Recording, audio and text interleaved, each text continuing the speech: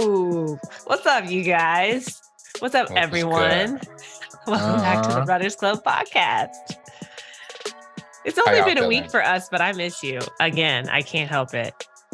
Oh my God, I miss you too. I was talking to our listeners, but you too. Fuck you. You could have just let me live. The way you was like so endeared by that moment, I'm like, yes, you too. Let me have. You too. Well, I miss you. Thank you. Because we didn't have our meeting this week because of, we did not. That's MLK why I thought you said that. That's why I thought you said that. And that's why I missed you, because I didn't get to talk to you on Monday. Right. Okay. Yeah. Well, now that I'm just like how, you know what I mean? I miss you and our listeners. I miss you all. No, this is our relationship. Well, listen, I'm happy to be back. I am happy to talk to y'all. I hope y'all getting out here and getting some miles. We're like 2-3 weeks into January now. The holiday is over. The turkey done wore off. The 4 hams you done had done wore off. Like, let's pick it up. Let's go. Shamrock is right around the corner here in Chicago. You feel me? LA Marathon's right around the corner here. Exactly. So we need to be moving. I need this to be playing in your ears during your run, or getting dressed for your run, or getting back in from your run. Okay. Mm-hmm. Like that's my expectation right now. Okay. That's the energy. But other than that, man, it's episode freaking 59 at this point, I think, or 60. It's one of those. I'm losing count. It's one of those. We're up there, and I mean, it's it's who know, right? Exactly. I mean, I think between the two of us, we have a what is that? That gene, you shared that on Instagram the other day. It's just like we're just gonna do it, and it is what it is. What is? It's like literally my friend, because Shorty got it so right. It's that I can do anything. I believe that I can do anything decently. Okay. Like, it's not an ego thing. It's not like I feel like I'm just great at everything. I just know that I can do anything decently. and that's where you start. There is a blissful amount of delusion in that space that just powers you so much into whatever it is that we start, that at some point we get some experience and some understanding and some know-how, and then we become a little bit better than decent. And sometimes when it's really meant for us, really good at it. But 99.9% of the stuff that I know I start, I am nowhere near as good as I thought I was. But you know what? I think that's the mentality that we have to have. I'm not going to get into a long tangent on this, but I will say that like so many people will not do something because they think that they can't do it, or they're not good enough. So just I'm like a big fan of like, if you don't have it all together, that's okay. Just start somewhere and keep your focus on it, keep grinding on it, and eventually something will be produced. And then every time you make something, it's going to get better and better and better. We are actually, on episode 60. This is it right here. Love it. Okay. So, love it. Just inching closer to that 100. I mean, what are we going to do? We need to figure out what we're going to do. I'm excited for episode 100. No, I know. Listen. Oh, wait. Okay. I'll say this off air, but no, I'm going to say it right here. I'm going to be in LA in a few months. I know that's right. we might have an in-person episode real soon. True. We have to do that. You can come into my studio. There we go. Okay. There we go. I need to do a little bit more decorating before you come by. I was literally in the middle of like what? I was in the middle of like rearranging my furniture. So like next time I'm on, my goal is to have a different setup in the background. Okay. I love that. We'll see how far that gets. It's a week by week progress. I'm like, I could be anywhere, any given moment. Just any space. Oh, I can't find it. Me and Karen send so many reels to each other. Mm-hmm. that I don't even know what this thing is. But now also my mom has discovered, like at first I was getting like Facebook video messages on Instagram because Meta owns Instagram too.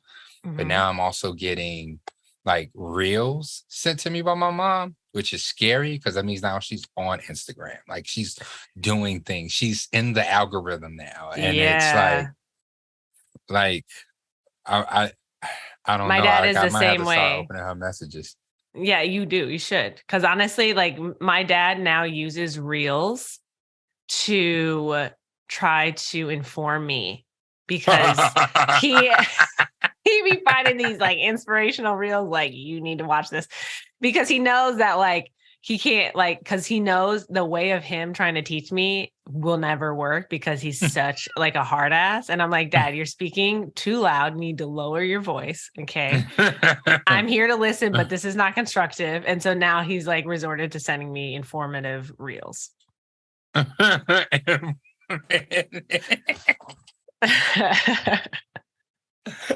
I know how our generation learns. Right, exactly. Like here you go. I love that. I love that. How has I know we got guests. We waiting on our guests to come in. I'm really excited about our guests. Yeah, this week. I really want to.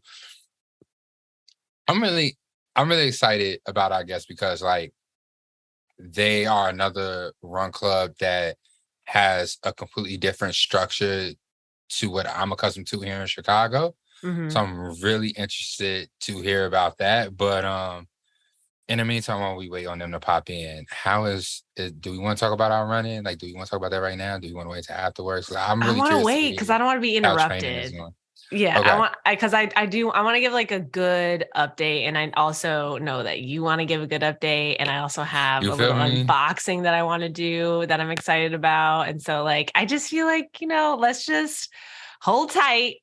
Okay, let in our guests. This is what we're gonna do then. We're gonna say I want y'all to like, subscribe, leave a comment, do all of those things right now. You know what I'm saying? Pull us up on YouTube if you feel like this is the episode you need to see. You feel me? But then also, I mean, listen to a few commercials and then we'll be back with our guests. Okay, so we'll be back.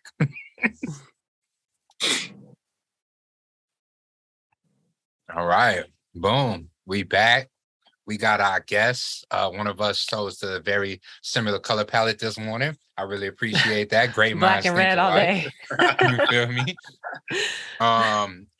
If you're not watching the YouTube channel right now, you don't see these two handsome men sitting here on our Zoom call, Lance Woods and Joe Robinson's the co-founders of WeRun313 from Detroit. How y'all feeling? We good. Feeling good. Love it. Yeah, love it. Boss up. There we go. Did y'all get some miles this morning? Thank y'all for having us.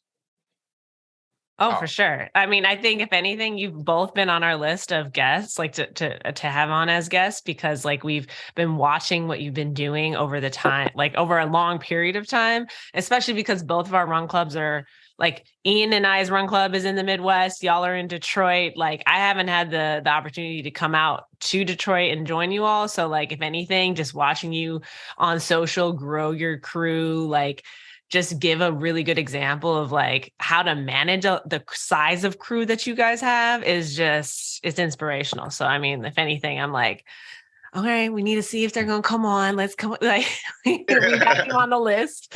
So thank you for joining us for sure. Yeah. So thank you. I was introduced to 313 from the Escape to Chicago with our homies out there in Toronto, queuing them. I think Aaron joined the run in Detroit, and that's why I found out about 313. And then y'all like popped up on. I was like listening to NPR in the episode. I forget who was on the episode, but I think y'all popped up on NPR and y'all was talking about your run club. So that's where I got introduced to it. Can y'all tell us a little bit about 313? And maybe like just to direct it so people can know your voices, can we start with Joe and then we can go to Lance? Okay. That's smart. All right. So just for starters, 313 is Detroit's area code. Our title of our run club is WeRun313. A lot of people shorten it times to run 313 to even 313. And some people even say we run, but it's all good. We know what everybody's trying to say, but it's we run 313. And what WeRun313 is, it's a social run club that connects like-minded individuals through running to build a healthier and happier community. And so, Lance, thank you, Joe. So, Lance, like, how did you and Joe get connected? And I see, like, on your website that you have a very large team, from what it looks like. So, like, did it start with just you two, and then, like, how did that grow, I guess? And what was the impetus of like need of growing the team like that? Yeah. So Joe and I, we met in February of 2019. Well, January 2019. We were doing similar things on opposite sides of the city. I'm from the west side, Joe's from the east. No pun intended for the we. That's I like it though. I like that. That, you know what I mean? That could be a thing. We gotta make a shirt like we gotta brand that. This I west side, east side runs Detroit 313. Yeah, we gotta do that. But anyways, yeah, I'm from the west, Joe from the east, and a mutual friend, well, actually two mutual friends, saw that we were doing the same thing as far as running on opposite sides of town. Being that we both Black at the time, we didn't see many Black people running. And we decided to start a run club. Actually, when Joe had ran Miami Marathon, well, he ran a half marathon and I was running a full. We were both in Miami at the same time. That's when our mutual friend was like, yeah, y'all got to connect. Because we both was there running the same race at the same time, both from Detroit. That was like unheard of. So they made the connection on social media. We met up and linked up for a run. During that time, it was winter. So we met at the Lexus Velodrome, which is an indoor, it's really like an indoor biking facility because a lot of people do cycling, but there's a track that goes around the outside of it. But anyway, we linked up and then we started running together. And then by May of that same year, we launched the Run Club. And as far as like the leadership team kind of just came about. We saw people stepping up, helping out with what our vision was for the Run Club.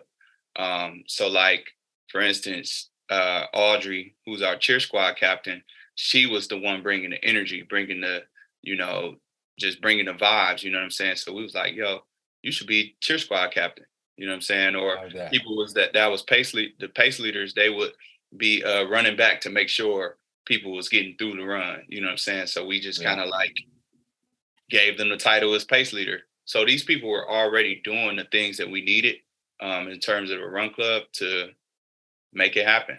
And we kind of put a title to it. Yeah, it was nice and organic. I love that. I have two questions. One, how is the Miami Marathon? Me and Courtney have talked about doing it, but like it's Miami. So how did y'all feel running that? Was it like crazy Sounds hot and muggy? No, because it's in January, right? So it's still winter. No, it's like 40, it's like 50 degrees. So it's pretty cool. Yeah. At the start of it. At the start of it. It starts then the sun comes out. By the time you're done running, it's probably about 72 degrees. Well, and when did you get how many hours did it take you to run it though? Because some people might still be in the last third of their race. And I imagine you guys have some speed. Well, at that time we didn't. Okay. I mean, clarifications. I just like to know. Yeah. Well, when we went back, so about the Miami Marathon, we were there unbeknownst to each other in January 2019. Then it's crazy how in 2020, this is before the pandemic popped off, 1 year had passed of us building, well, not 1 year, but about 8-9 months. Had passed of us building a run club, and we went back with our run club. We went back with 35 people in our run club the following year. So it was kind of like a full circle moment. And that first year, can we curse on here or no? You can say what you want. This is this ain't NBC. It's rated explicit. You can say what you want. This is a very chill podcast. This ain't NPR.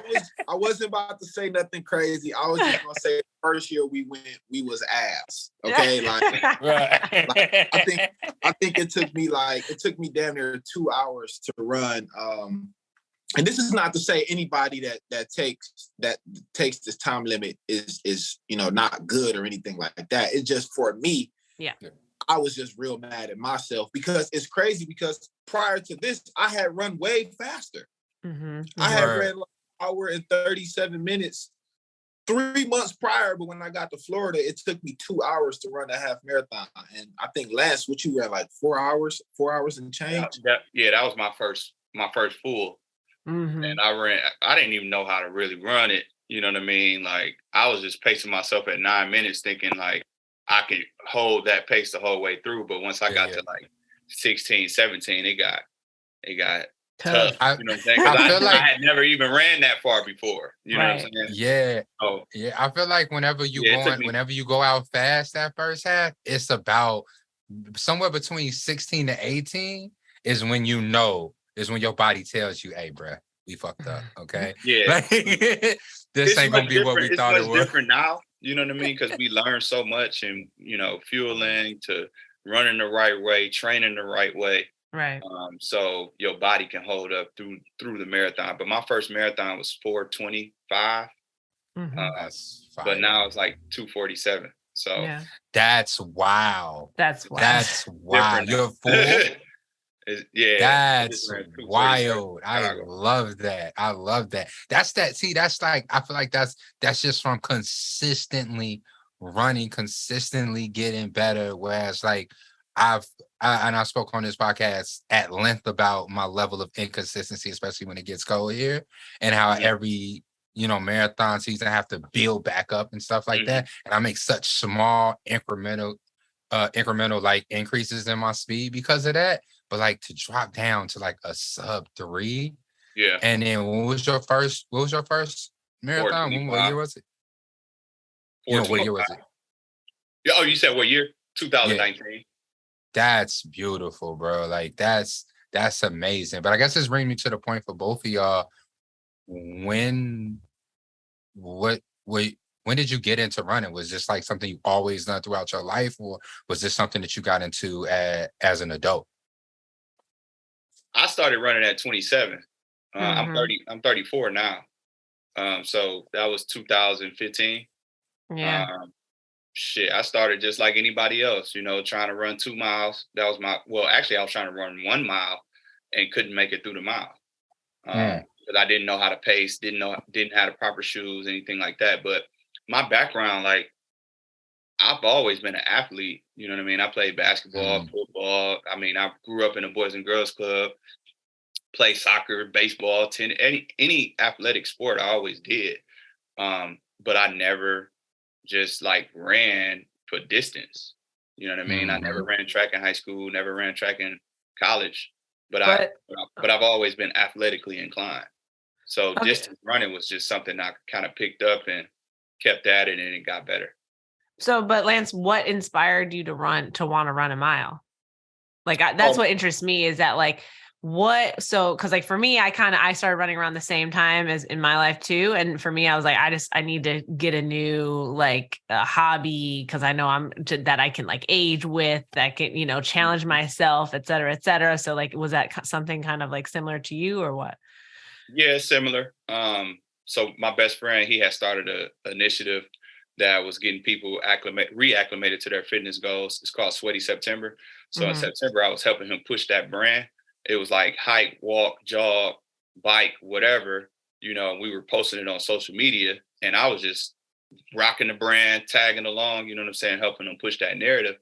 And within it, like I was always in the gym, but I never was doing cardio. So I was like, fuck it, I'm gonna just run on a treadmill, or I'm gonna run outside a mile and then like post my results and tag somebody and try to get them to do it too.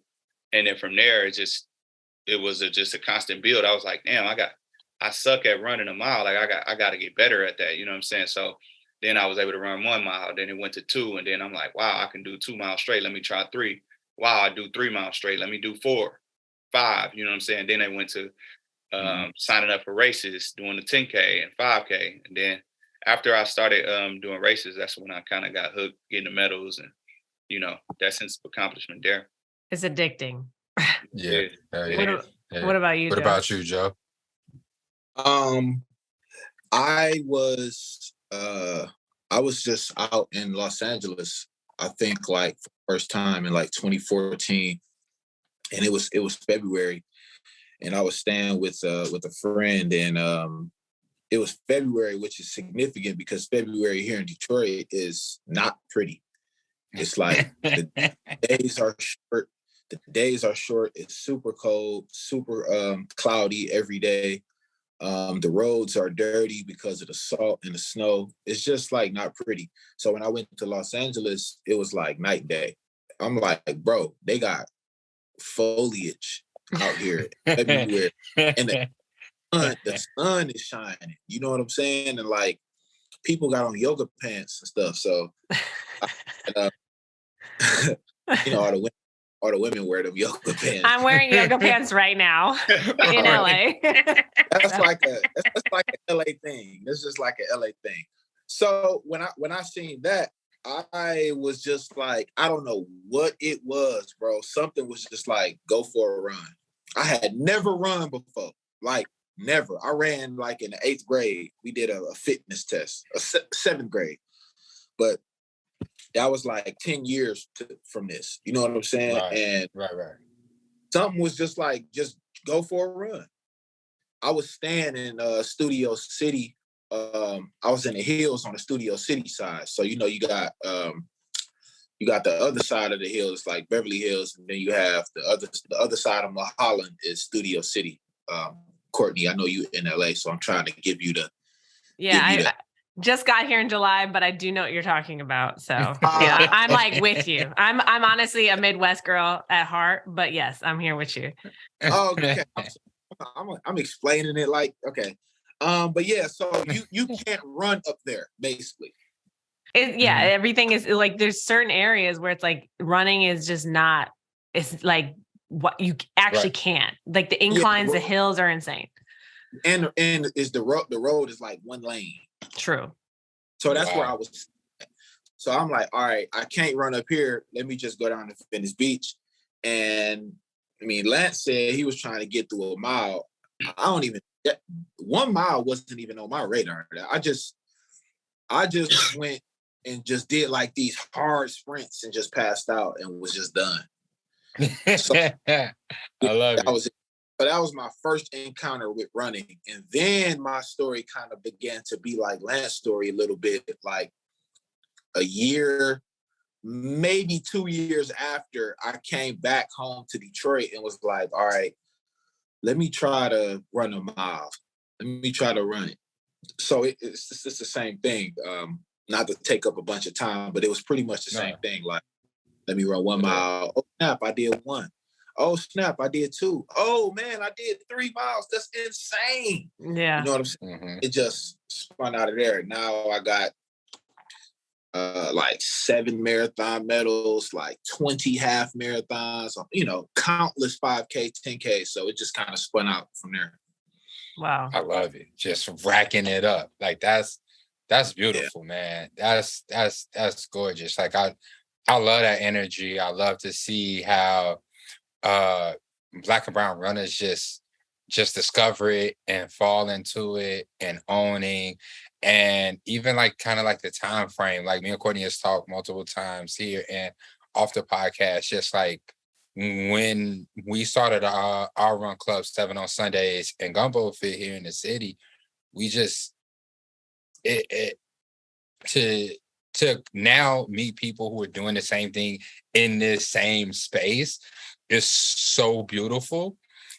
And it's like a resurgence from like groups like the Bridge to Gap runners here. Like I'm not wearing it right now. I usually have my Venados hoodie on, but like here in Chicago, 312 Venados. It's like a lot of these run clubs that were happening maybe 10 to 20 years before us. And then it was like this like slumber of Black and brown running in this sport. and then for it to be like a resurgence at like this same exact time in so many different places is amazing. Because like y'all both got into running 2015 time. I discovered running like 2017. Like I lived in Chicago, had no idea it was Chicago Marathon. So I just think like it's like this I've just come to the point where I realize it's just this collective consciousness that's just pushing us in. I like Okay, that. so I like that. Okay, I'm sorry. I'm gonna nerd out because I'm also like listening to this book on Audible called "It Didn't Start with You," or "It Didn't Start with Us," and it's about how we can carry events, whether they positive or negative, in our DNA from like our past, like our grandparents, our parents, our grandparents, and maybe sometimes we can even live experiences that somebody else in our family have account, like an uncle or auntie or something like that. And it's usually through like unresolved things or issues into the family. But as I'm listening to that after listening to Ashton Desar's book, Alison Desir's book, Running While Black, and to hear the story about what's my man's who started Pioneers Club in New York. Oh, no. Ted Corbett. Oh, Ted Corbett, right? Hearing his story and hearing how many Black and brown runners were running before him and after him, breaking records in marathons and doing all of this stuff. It's like we've been in this sport for so long and been erased from the sport. And now we're here active and very present thanks to like social media and, building these relationships with these brands to expose our personal brands and our run clubs. It's like, are we now just having this collective consciousness where we're like pushing our story in running as a continuation of what runners like Ted Corbett and them started, 50, 60 to 100 years ago, Word. I want to piggyback off what you're saying real quick. First of all, Alison Desir is a great person. Her book is an incredible read. Yes. Yes. The book woke me up. Because we had Lance is an ASICS ambassador. So through that, we went to Eugene for World Athletics. And Eugene, Oregon is like track town, right? Mm-hmm. And they love Steve Prefontaine. Steve Prefontaine is like the mascot. A god. The god, exactly. Yes. Oh. He was. And but when I got back home and I read Alison Desir's book, hold on, I want to show y'all something.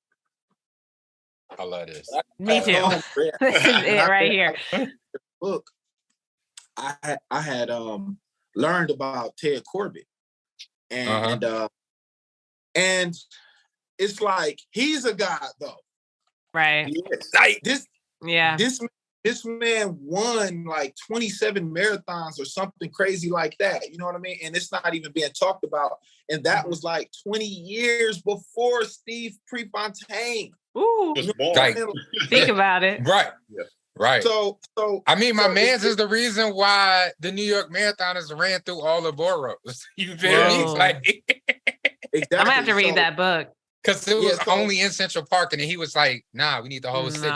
You feel me? That's ridiculous. Don't get me started on Black history because this podcast will just turn into that. So, but I wanted to say, I'm glad you brought up Alison. I'm glad you brought up the legend, and just to kind of speak about what's happening today in Chicago. I mean, we could name Black run clubs like in LA, Chicago, Baltimore, DC, Atlanta, especially New York City, Detroit, everywhere. This is like a renaissance of Black. It really is. You know what I mean? So yeah, I just wanted to touch on that real quick because it's like my favorite thing. I love that. I love that excitement. Go ahead. I'm sorry. I'm on 10. Like I said, I have been up. I have been up for half a day already. Yeah. So like I am usually I'm waking up like maybe like an hour before we record the podcast, but we in training mode. So I've been up since 4. Like I'm like, it is 8:29 where I'm at. So I woke up an hour and a half ago. So I'm like 6 hours into my day. So my brain is ready and I'm moving. But that's big, super big picture. Let's bring it back in. Detroit. I mean, you guys have created a runner renaissance in your space, runner's world. You guys got I can't remember the name of the reward. I can't remember what I did with that with my notes, but rewards, right, yeah. Can you repeat that? I think you broke up a little bit. I want to make sure people know. We got the Spirit of Detroit Award, which is like one of the highest honors in the city, next to the key to the city. Oh, and then we also received the State of Michigan Tribute. Oh, wow. That's beautiful. That's huge. And I mean, I'm like going through y'all IG, going through the site, like it's not like 20, 30, 40 runners popping up to some of these runs. It's like y'all got like mini parades. Right. Can we actually get into that? Because like Lance, could you tell us like what is your schedule? What is the group like? Like, how many people do you normally get out? Because it's like above average on all levels. Yes. Yeah. So we started the Run Club May 4th, 2019. Mm-hmm. Our initial run brought out 100 and it's like a little bit over 100 people. What? And we did that. Yeah, we did that because Joe and I both we pretty known in the city, even prior to the Run Club. And y'all the mayors of Detroit. I ain't gonna say all that, but we pretty known in the city. So we put our networks together. We got all these people to sign up, and our initial run, like I said, it was over 100 people, and then we utilized that momentum to build out a run schedule. Now, when we first started, like we didn't even have like a schedule or this grand idea of like how things were gonna go. We kind of were. They say building the airplane as we were flying it. You know what I mean? I love it. Yeah, I love it. Yeah. Nothing was like set in stone. We didn't have like a schedule out. So it took us another 2 weeks from our initial run to even come with the next run. But so we have. That's actually not that. That's not that bad though, considering that you just like did it and then you're like, okay, well, we need another one, and it happened 2 weeks after. Like that's actually pretty good. I was thinking you would say like a month or something. No, people was tagging us like okay, on our hotel trying to ask when the next run. We like on the back end trying to figure it out and do it right. You know what I mean? So we started with 2 Mile Tuesday, which is our introductory run. That's our run for runners of all levels, all ages, all paces. That's our like run of the week that bring out the most people. And the reason being is because 2 miles is far enough of a distance that is a challenge for those who never ran before ever. And it's great of a distance to feel like accomplished after you complete the run. You know what I'm saying? Yeah. And then for those who do run consistently, it's far enough for them to feel like they did something. You know what I mean? In collaboration with community. You know what I'm saying? Amidst the community. So, but 2 Mile Tuesday is lit. You know what I'm saying? The most people we had was like over 200 people at that run. And it's growing. You know what I mean? Yeah, that's wild. I mean, it's such an approachable distance, like you're saying, that like it's like you could do a little shakeout run if you're an advanced runner. You can come in and like to both of yours like stories, even just running a mile is a lot. So when you're like you can get through by having community, like you can always run further with others. So like having it be that 2 mile push, I can see how that is like such a victory for so many of your community members. But it's like, to say, again, to Ian's point, it's like a mini parade. I don't know how you fit all these people into a photo, but continue. So 2 miles, like I said, 2 Mile Tuesday is lit. High encouragement. It's an out and back. So nobody's left behind when we set it up like that, because there's so many people that are afraid of running 2 miles. So many people come up with so many excuses as to why they won't come out. Right. But we make it as inclusive as possible. It doesn't matter who you are, how big, how short, how tall, how fast. It doesn't matter. that out and back is designed for like a halfway point. So once we get there, we wait on everybody, cheer everybody in, say we do our ritual, our chant, and then we make our way back, and then wait on everybody to get back. So everybody starts and finishes the run together. Then we move over to 5K, 10K Thursday, which we do. You pick your distance, 3.1 or 6.2 miles. So if you keep coming on a Tuesday, and then you get, comfortable with that distance, you have an option to move up. Or for those people that want to come out to get more of a distance, you have 5K or 10K to choose. And it's similar format, but it's no stopping. You know what I mean? You just run the run straight through. But we primarily run together. But it is kind of like a down and back, like an L-shaped route. So like when you come down and you coming back, you're still seeing people on the way back. And then Sunday long runs. And that distance is for those who training for that half and that full marathon distance. You can get between 8 and 22 miles, depending on what you're training for. But as we go through the week, the attendance falls down. For your weekend run? Yeah. Okay, so you're saying on the 2 mile run, you stop halfway through and do a chant, and then you go back? Yeah. Okay. So that, I mean, I think too that what you're saying, not only like kind of how I started this conversation with you all, is like you're also sharing a blueprint for other people if they want to try and create their own run club, right? And it's like in the way that you both have been so intentional about like your inclusivity, and then like the variety and allowing people to grow their endurance like through the week, like every with your different options, I think is one of the most unique formats that I've seen, because like we do the 5Ks, but I haven't seen any other crew just do like a 2 mile thing. Well, no, unless like Tortugas does it. But they've been able to grow like very quickly just doing because they 2 have miles that smaller on one. Saturday, because it has that low barrier of entry, which I think, especially in our communities, like,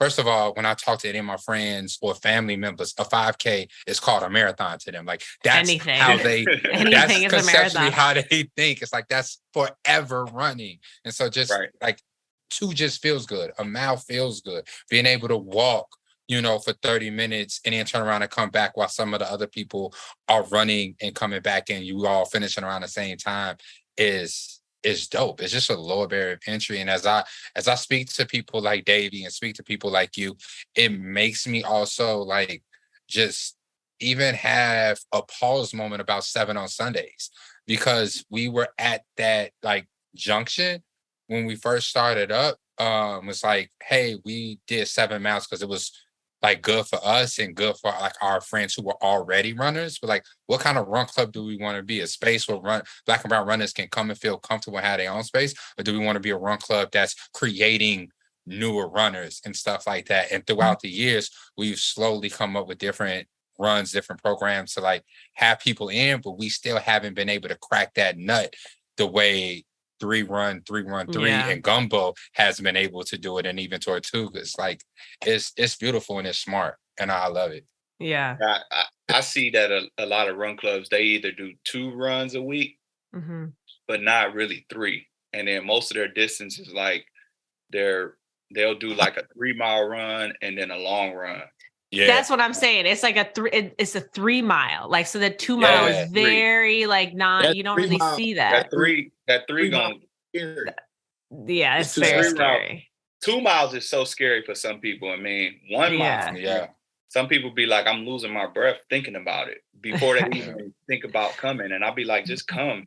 You know what I mean? Like, you're going to complete those 2 miles and you're going to feel like you didn't do that, because the vibes, like the energy, the authentic motivation and support you're going to get from the community, you're going to feel it because you never probably ran 2 miles, but this is going to be the way you're going to get through 2 miles. Yeah, that's the purpose. And you have community around you, and you're going to be supported no matter, and just by having that presence and that community, you're going to go further than what you could have done by yourself.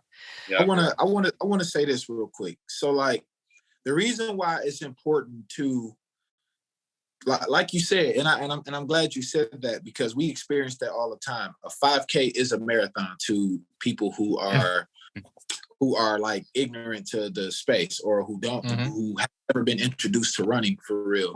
Yeah. And that's most Black people. We ran in high school. We did not me and Lance, but Black people. We did some sprints. You know what I'm saying? We 200, 400, but beyond that, running. Nobody wanted to run that 800 or the 12, 16 or whatever. Like that was like long distance. And even then, when you got out of high school, that was it.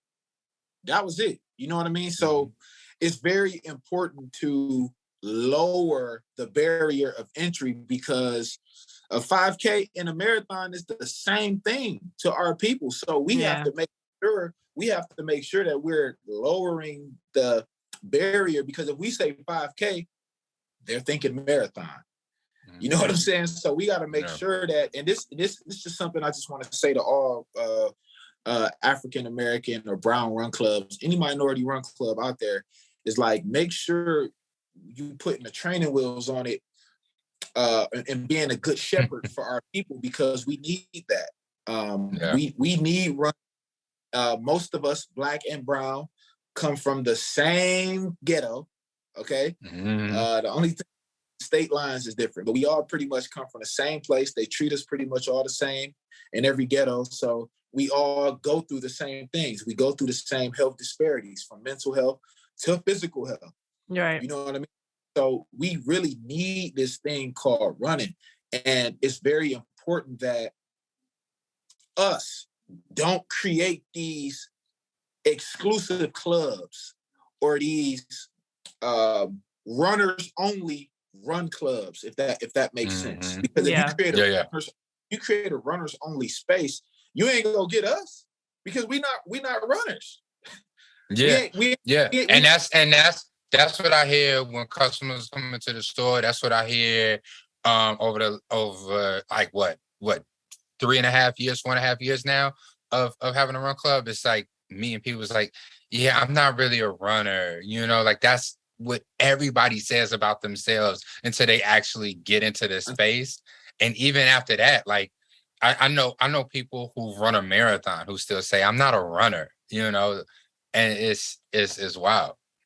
Yeah. So it's just something I just wanted to say about making sure we lower that barrier of entry and be a good shepherd to our people, because we really need this thing, and we really need each other. I'm glad you said that, Joe. And did you have anything to add, Lance? No, okay. I do. Look, okay. You was like, yeah, y'all inspiring people. You like giving a blueprint for people to kind of go about their own run club, right? That's all good, but just don't put "We Run" in front of it. Right. Start your own stuff. Yeah, make it your own thing. Because we get that a lot. Like, we run this, we run that. We're glad to inspire, but call it something else. Yeah. Well, so Joe, what I was going to ask you too is, and Lance, I mean, feel free to go as you want, but I noticed too, like, I mean, having 3 runs a week is a lot. It's a big responsibility. It takes a lot of time. Like, having a run club is a full-time job, whether or not it is your full-time job, like it's so time consuming. And I think that being a leader is a little can feel underappreciated at times if people don't really understand what you're doing, or like how you're building what you're building. And so I feel like, just to see the intention you've put into the schedule is amazing, but then also like the business behind it, because even on your website, you have membership. I see, you have your media features here, but then you have your shop as well. And it's like so many options on like how to be sustainable, and like, providing opportunities, and even a donation button. It's like you're figuring out how to, support the community, but also be more sustainable, which I think is something too that like a lot of our other, like even with me and Gumbo Fit, like I haven't really quite felt like I'm like, should I do a donation button? Do I feel like weird about it? But I'm also providing so many things for people. And that's a hard like thing to balance sometimes. And so one, like, is this kind of your full-time job? What do y'all do? Like, how do you manage this? Can you just speak to all of that? Like how you've created this sustainable model? Yeah. So WeRun313 became full-time for me November of last year. So it's been full-time. It's a lot of work. It's hard to balance work and run club business because there's so many things that happen behind the scenes that need to get done. So many conversations, so many meetings we're in to establish certain partnerships. There's so much admin work that needs to get done. There's so much we have to do as far as planning for every year. For example, we do like an end of season gala, which takes a lot of work. Was just looking at this on your social media. That is so like, I want to say cute, but it's dope. Like that was my next question, but yes. Yeah. But like stuff like that it takes a lot of planning and organization and pulling all the pieces together to execute something so big. And if you want it to be done right, you know what I mean? Mm-hmm. So yeah, it's hard to work a full-time job and do all of these things. And what we have with WeRun313 is really special. It's something that our community needs. And we know that they need it because the people come out in such large numbers. From start to end, like there's always at least 10 to 20 people that's showing up brand new to the run club. To your point about sustainability, all businesses need capital to operate. We can't do what we do if we don't have money, right? I mean, we can do all of these great things for the community, but if we don't have a sustainable model, one, for the business to be able to operate, and then two, to pay the people within it to pay their bills, then you lose the passion for it. You know what I mean? Because I mean, like you have the passion because you genuinely like love to connect and you love to build up your community and help people, but it gets very draining if you don't have the capital to sustain what you're doing. So you shouldn't feel bad about a donate button, or you shouldn't feel bad about creating a membership program, because otherwise you're just doing stuff for free for people, and life don't work like that. So like I guess that's my input on it, is that, I mean, you need capital to operate. All businesses need it. You know what I mean? Like no business is successful without money. Yeah. And what I'm learning is it comes in so many different forms, whether it's subscription, membership based, donation options. So even like I'm seeing a lot of run clubs, and really here in Chicago, 312 is known for their amazing merch, which I'm pretty sure to a certain extent allows them to continue to create more and more programming. And I'm seeing a lot of run clubs starting to get into that. I'm trying to get 7 on Sundays into creating merch and stuff like that. But it's exactly what you're saying. Even though we're doing this for a community, it is a club, it is this more social driven business, it is still a business, and you do still need money to do that, because when you don't have access to capital, it just makes the resources more scarce. It makes everything just have this higher level of urgency that then becomes stressful. Because I mean, like even us planning for the speed project, it's a training for it is a big lift and a big blow, but also trying to figure out a way to make the barrier of entry lower for all of our runners have also, been a level of stress, because trying to figure out how much of this as a run club can we afford to cover for our 12 to 16 people going, like how much of that can we realistically do without draining our bucket for the rest of the year? Because we got ideas that we want to do, races and events we want to do throughout the rest of the year. And it has added a completely different level of stress trying to make this happen. And it has taken a little bit of the joy away, and I'm just speaking for myself here with planning it and trying to make it happen and stuff like that. So I see what y'all saying. 2 years ago, you couldn't talk to me about trying to figure out some revenue stream for this run club. It's just like, nah, man, we just out here getting miles and we don't want people to come run with us. But as I get more and more into it and wanted to expose my runners to more and more stuff and give them more and more programming, I'm realizing, oh no, you can't do this just off broke forever. You feel me?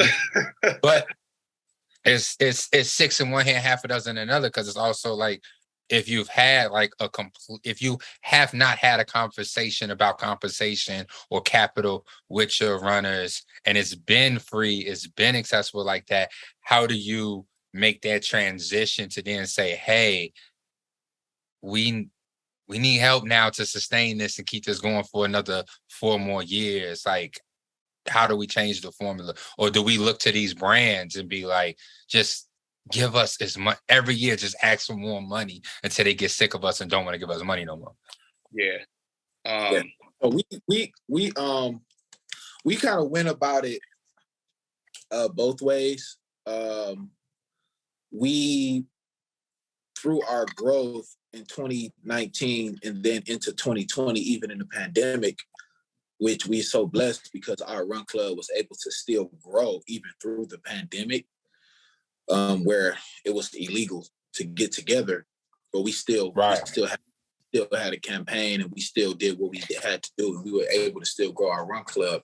So from that, we grew there, and brands kind of began to notice. Well, they began to notice us in 2019, but they began to notice us more like 2020 towards the end. And then that's when we started to get like partnership, like requests, and different brands wanted to come on. And then we started to kind of get creative about how we partner with this brand versus how we partner with that brand, and everything. We put our people kind of over the capital initially, because it's like, okay, the reason why this brand is even having a conversation with us is because we have people.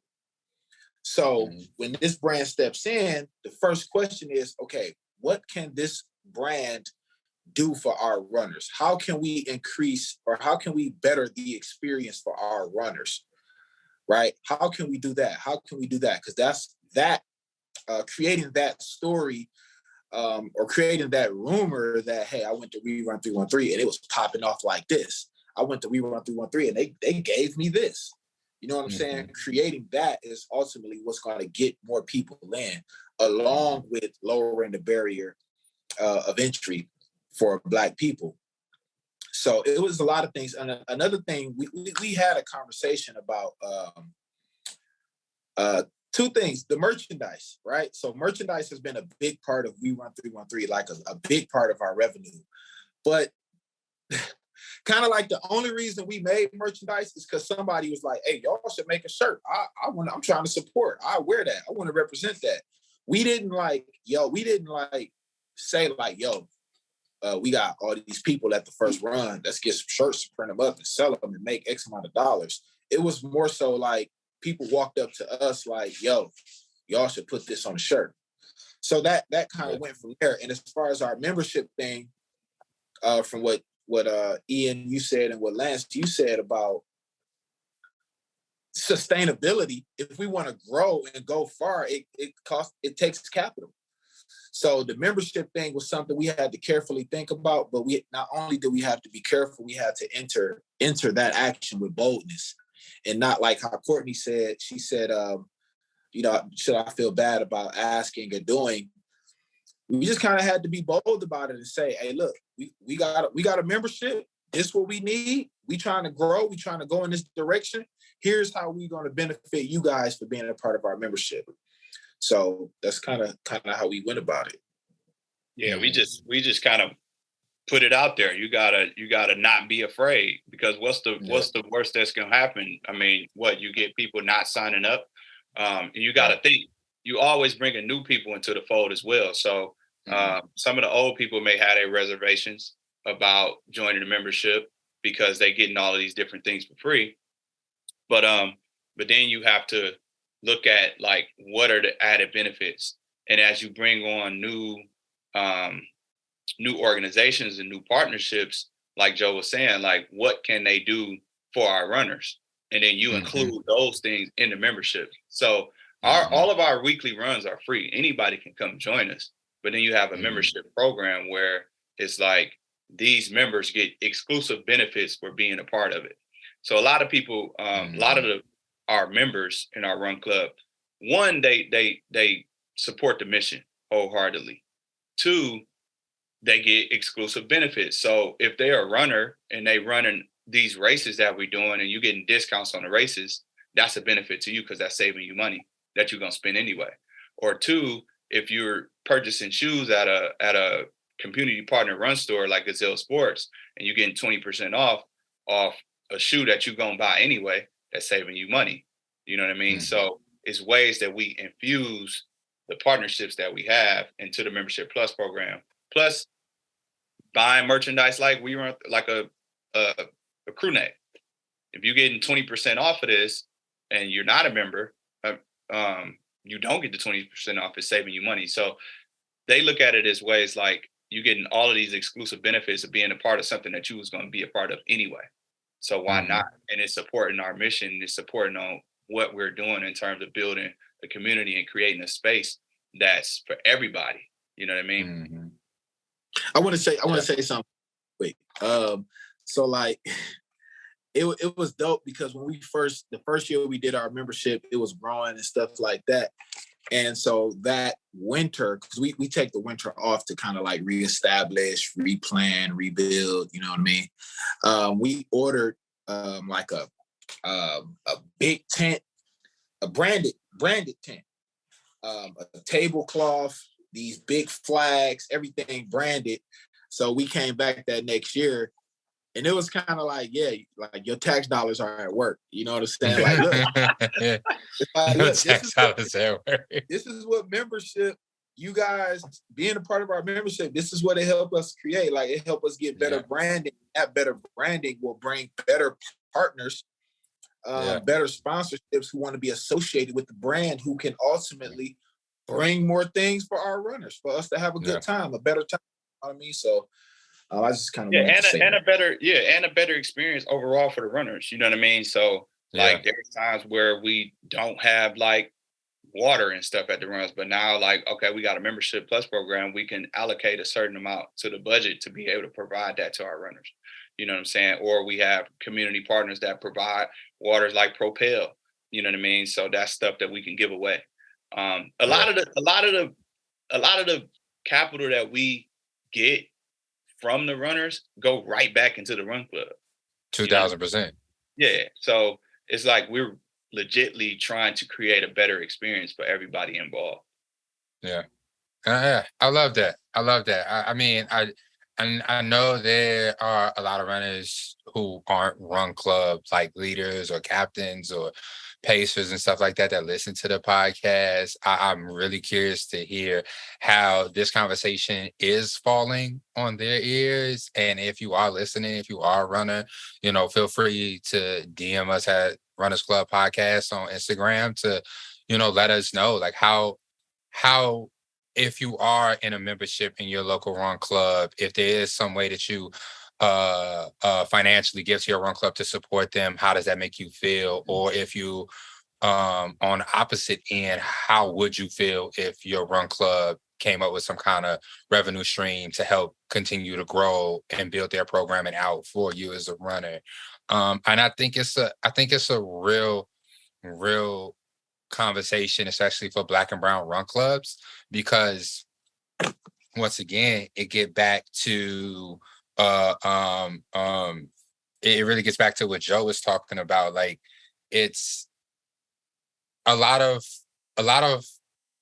the runners who join our run clubs are from all different spectrums of the socioeconomic class. I mean, there's some runners that, make high five, low six-figure runners that show up, but there's also some runners who making, low five, mid fives, that lower middle class range that show up that, might not be able to spend money on a lot of these things and need these things to be given to them for free for them to continue to experience it. So I'm just, like I say, I'm just curious to hear like how these runners feel about that, because I know for me and the people, me and my co-founders, we don't have like an extreme amount of personal revenue to fund our run club forever. And I don't think any of the other run club captains that I know who have created their run clubs here in Chicago have like a crazy amount of source of income or come from some affluent family. So at what point does a transition happen to make that happen? Because I feel like it's a conversation that run clubs, all Black and brown run clubs across the country are going to have at some point. Because my fear is also that these brands that are interested now, like their conversations are cyclical. You know what I'm saying? Like at some point, they're going to shift their focus to say, hey, track and field is what we need to lean into right now. Let's get these high schools. Let's get these collegiate athletes, and the community runs are kind of lower on the priority scale now. Like they're going to find a new direction to get into at some point. So, where does that leave us? I think run clubs need to jump out and I know we have to wrap up soon, Courtney, but yeah, I think clubs need to jump off the porch with impact on their mind first. Yeah. So social impact.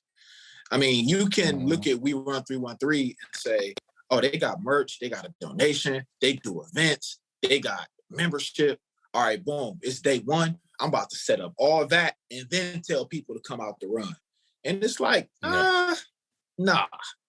You need to you need to make sure you checking off. Okay, am I impacting people where I live, and in what way?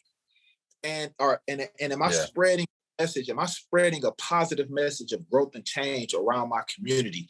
Check that button first, and then once you get the hordes, once you get the people to come in and surround you amongst that, then you want to grow and develop. But to each his own. That's just how. Yeah, I don't think any of us are saying like run clubs is like this isn't what earn your leisure. Like we're not saying like this is a great personal revenue stream. Like if you want to make money, start a run club. Right. No, not at all. You know what I'm saying? Be real passionate. Yeah. Right. It's still running off a lot of passion. You gotta be able to like think you're not gonna make a dime off this shit. Yeah. And that's because that's not even what it's really about. Because it's not. It's really not about that. It's about building a community, and that's what our mission is about: to connect like-minded individuals through running to build a healthy and happy community. If you're not about seeing the advancement of your people, then it ain't gonna be for you. You know what I'm saying? You're gonna easily shut down. But the only reason why it continues to sustain is because the people love what we're doing. The people love the people love the type of people that they're meeting in that space. It's connecting people from all socioeconomic status. It doesn't matter who you are, what you do.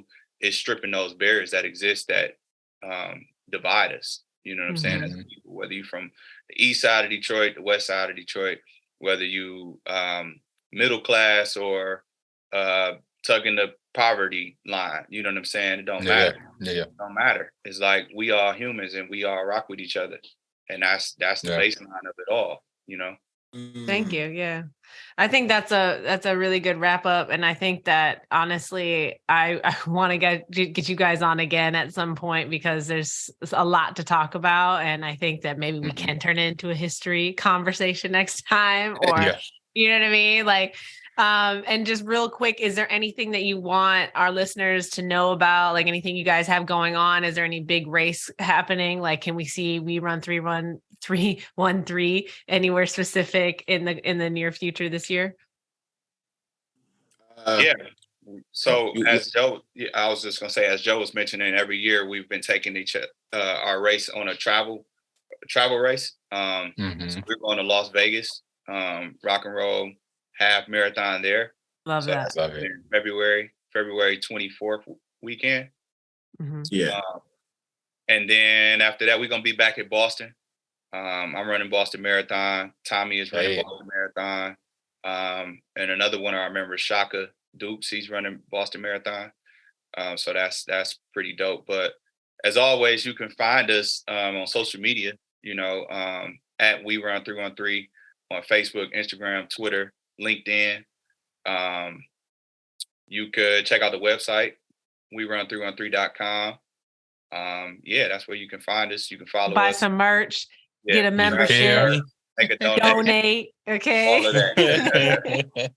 All of that. Because even though what we're doing in Detroit is not just about Detroit, it's about uplifting Blackness across the nation, So like what we're doing is not only just touching the lives of people in Detroit, but it's touching the lives of people across the world. So the longer we can do this, the more it's going to be beneficial to everybody.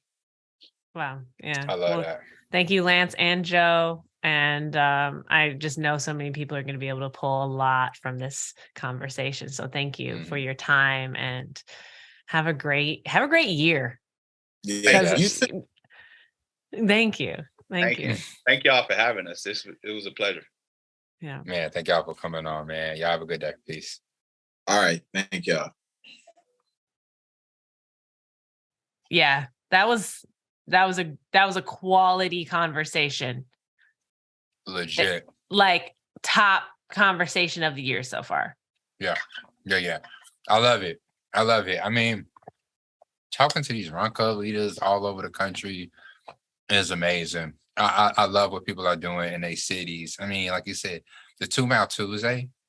Great idea. The 2 Mile Tuesday is wild. Okay. Like, yeah, that's wild. Wild, man. So shouts out to Detroit. How do you manage? How do you corral? How do you shepherd? Yeah. How do you shepherd that many runners? Like, oh my God. I think, yeah. I mean, once we hit 50 or 60 at any run that I'm like, whoa. Help lead. It's like, whoa, you guys, calm down. You feel me? Like I remember when I was still a captain at Gumbo during like some point during the pandemic, and we were talking about people signing up for Track Tuesdays, and it's like 50 people were signing up and stuff, and Moggs was like stressed out. About 50 people in a small area, a small controllable feels like area. 100. And like they have 100, 200 people running through the blocks, just spread through out. Detroit. Yeah. I'd be stressed out. I would be stressed out. Very stressed out. Like someone needs to be on a bike. That's why they have that big ass team. Cause it's like, hell yeah. You need people in the front, right?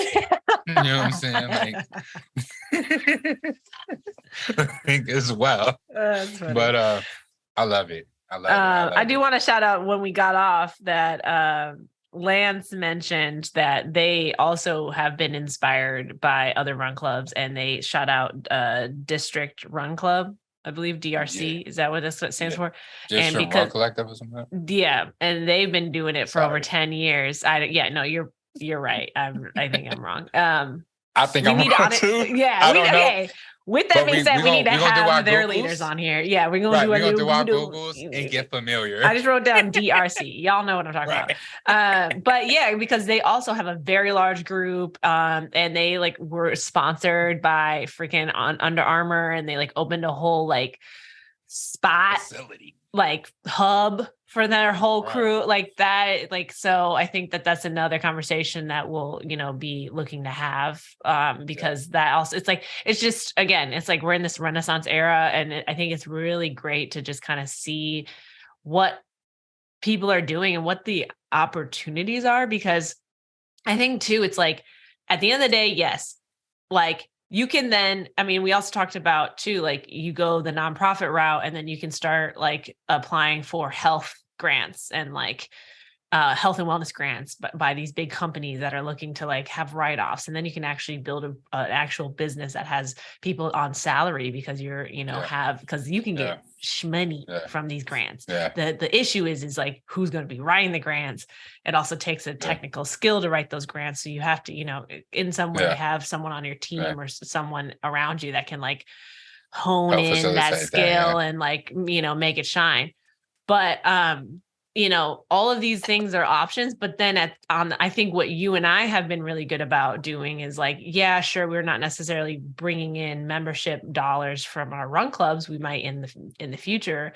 But as leaders, we find a way to sustain ourselves through the opportunities with different partners and different, different like speaking opportunities. I think you and I are really unique in the fact that one, we have this podcast, right? Like, and like you literally you announced a race, a couple weeks ago. Like these are things that's like, because you're in the community, you're working, it's like, that it's like, you're able to sustain yourself. And then we do find our way I think we ultimately do find ways to sustain our run clubs. But right now we're very much like partner sustained through, Hell yeah.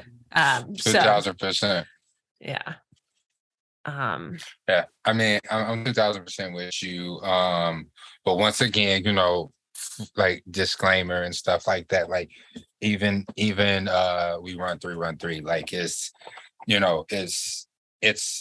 we were having a conversation about revenue, but we were not having a conversation about profit because it's just not a business model for that. I think everybody who starts a run club, and even the run clubs that do have memberships or find a way to create revenue, it's about growing the experience for the runners. Yeah. So, if a local run club that maybe has that option, I hope the conversation and the way that Lance and Joe framed it helps you to better understand what the intention is of that organization. I mean, like we out here doing it. We're doing it for y'all. But to push the conversation forward, because I love talking about other people, but I also like talking about us. Yeah. How is running for Courtney? How is training for Courtney? How are we doing? You know what I'm saying? What is it? I don't want to say their names because everything that just came up in my head about the run club that you run with sounded very offensively wrong. Girl gang crazy. Girl gang crazy. You know what I mean? I was about to say black girls crazy. Like wow. Okay. Pause. So See, right. This is where the podcast turns left every time. But it's cool. Y'all rock with us. I don't know. I going first every time. I'm gonna need one of these days I'm gonna catch you and I'm gonna ask you first. But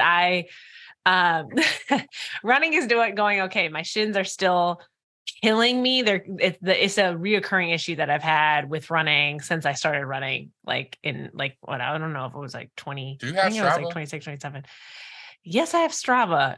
Yes. So, but I'm sorry. Do you have the premium membership for Strava? Yes, I pay for the $79 a year. Yeah. Fucking crazy. Ridiculous. But welcome to the club, Ian. Right. But okay, I'm asking questions. I'm getting to a point. There is also, because I think they either purchase or they partner with Recovery Athletics. So now you have access to Recovery Athletics. Word. Which I spoke to the owner. If you go to Last Lap Corner Store's Instagram, I had like a live with them. It's their app is really, really dope because they really focus on prehab and they have a lot of mobility and strength. And you can really narrow in on what part of your legs you're trying to rehab, prehab, or strengthen. And they have stuff for like all it is to strengthen that, to strengthen the different parts of the calves. And I got a cramp. Oh my God, that hurts. But you're doing too much. Different parts of the foot and stuff like that. It's like you can create like a whole like legit routine. And I've been getting really into mobility. And so like if you're new to mobility, it has really, really runner focused strength mobility and stretches really geared to that. So you don't have to do a whole lot of work and research, but I'm sorry. Go ahead. No, that's really good to know. I'm glad that you actually shared that. I was going to say that with this reoccurring issue, Girl Getting Crazy actually got a partnership with this physical therapy like chain called Myo Detox. And I went and had an appointment yesterday for my like initial consultation, but it was great because they have, it's like 3 complimentary things. And it's a place where like, you know, you go and then it's just like, you either have the option of a 30-minute session or a 60-minute session. And you get anything ranging from chiropractic adjustments to workouts, like physical therapy type workouts, recovery type things like that.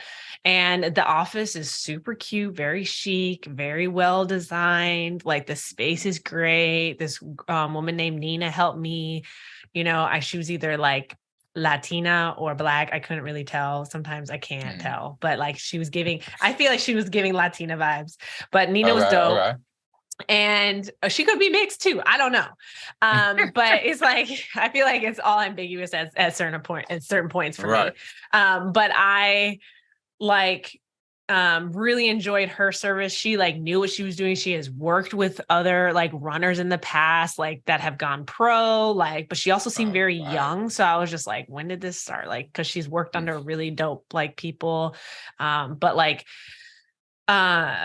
just really enjoyed that space. And so something that I've been talking about for years now that I haven't really gotten figured out, but I've mentioned it to other physical therapists, but like I brought it up again in my session yesterday. And I was like, I really think it's because I hear all the time that like problems that happen problems in your feet and the way that you plant your feet, crawl up your leg into your back all the way up to your neck, right? So it like travels up your body and it creates problems from the bottom up. Right. Now, I have very short toes. My dad has short toes. My mom has short toes. I have short toes. Like it's not like I'm a size 9 foot, but my toes are tiny. And so I've always felt like I'm not gripping the ground enough because everybody's talking about how you need to grip the ground and go up and all this stuff and how you need to have like, dexterity. I don't even know if that's the right word, dexterity in your big toe and all this stuff like that. And I'm like, I can easily lift my big toe and put my other toes down and make the opposite and go back and forth. But I don't think I'm using my toes properly when I run. And I think that creates a strain on my ankle and then crawls up my leg and gives me shin splints. I think it's honestly, it felt almost deeper than a shin splint. And so I explained that to Nina yesterday and she was like, okay, had me take off my shoes and my socks. And I haven't gotten a pedicure in a very long time. I was like, please don't judge me. But she was like, yeah, you do have really short toes. And then she had me do this exercise where she put a wedge underneath my big toe and had me like put a small wedge underneath the inside of the back of my foot, like the very back, but like just slightly. And then had me like lunge forward with my back leg straight, right? Like lunge forward and then come back. And I'm like, and it forced my other toes to grip the ground in a way that like, honestly, I don't really do enough. And then I did that like several times. And then when I took the wedges out, my big toe was feeling something new. And I was like, wow, this is crazy. Like the muscles were working different. I really felt like I was like, wow. So that is something where like, obviously I'm not no doctor. I just went with my intuition there, but I'm glad that I continued to bring up what I thought was the issue because it really is the issue. My toes are too small. And I think like, and so now I need to buy some wedges to like, do the exercise. And I'm just going to, I have a variety of different exercises that I can do to kind of lessen that strain and that stress on my legs. But she really like worked out a lot of that tightness in my muscle and showed me some other like rolling techniques to kind of get in there. But yeah, I mean, it's kind of to the point where like, if I don't do this and it's not working, like this is the same thing that got in the way of me running my 50K. And so it's like, I don't feel the need to push myself beyond what I need to push myself. But ultimately, like all that being said though, like I had a really good running week last week. Okay. That's fire. I had a great long run. I ran 13 miles last Saturday. I like killed it during track. I killed it during the strength day. I killed it on hill. We did hills last Thursday. I was like in there, you know what I mean? Yes. And we hit this really dope hill over here in View Park that is like insane, which I've actually talked about in the past. But we did like a whole like thing where we ran up the incline on this hill. What is it? So there's 90 degrees and there's like 45 degrees. This bitch is like 30 degrees. Okay. Not the paper. Like, not the paper. So like not if you need a visual representation, YouTube, go pull it up. Like honestly, this hill is insane. And what the workout was, and shout out to Mariah for putting this together. It was like we all met at the bottom, the base of this freaking hill, and then we had to run up the hill and then take a left, another left, and it was a big circle, and then you kind of like, and it from the top of the hill, you're basically running down. You take another left, down. It's a steep incline going down too, and then once you hit that third left to come back to the base of the hill, you're running up again, but it's a much slower, like less steep incline. Gosh. And it's at like, you know what I mean? Like it's at like maybe a 70, maybe like 60%. And it's like degree, I should say, not percent, but and like that almost was as hard or harder than like that 30, degree incline. And so I'm like, and that was like 5 miles. I tried to get like up to 5 miles. Coach Robin has like, we finally figured out a way to implement like her training with the training I'm getting with Girl Gang Crazy. So that's marrying really well. And I'm still working off training peaks, but then still like in line with all of the workouts with Girl Gang Crazy. And so, yeah, I was killing it last week. Then I ran the 13 miles on Saturday, and then there was a 5-mile recovery run the next day. Right. No, it was a 4-mile recovery run the next day. I ran that with Remy, my dog, because when I run with her, I'm able to run, like, I usually kind of pace myself a little bit more. I can also stop because sometimes she just go to the bathroom, et cetera, et cetera. It was great. Yeah. But then my shins, done. They were just popping. Everything, I was like, it was great. It's like I have great weeks and then it's like over. So then this week, I didn't do, I tried to run again, another recovery run on Monday because that was the requirement. That's what I had. I was supposed to run 6.5, only got through 3. I was like, this is hurting too much. I'm just going to stop. I got in a few miles. It's fine. Track Tuesday, I was like, you know what? I'm going to take the day off because if I run, I'm not going to show up on Saturday. And I want to make sure I get my long runs in. And this week we're decreasing in our mileage. What is it? I keep forgetting the term of that. I don't know. Recovery? It's not because you're scaling, but then some weeks I can't remember the term, but like we're scaling back this week before jumping up again, right? So this week we're running 10 miles, and I'm like, okay, this Saturday I know I can do that. I'm going to use this week because I know that we're not scaling. We're scaling next week. I'm going to just take it conservatively.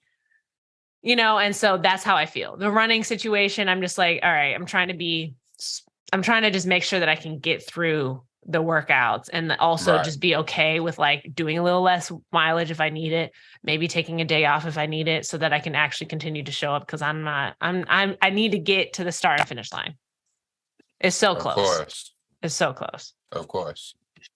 Yeah. No, I'm 2000% with you. I mean, listen to your body. Your body is telling you what it needs. I really hope those like exercises help you with the shin splints, because shin splints are just annoying and they hurt. Very, very, very painful. Knock on wood, I've been blessed to not really experience them too much. I think I did.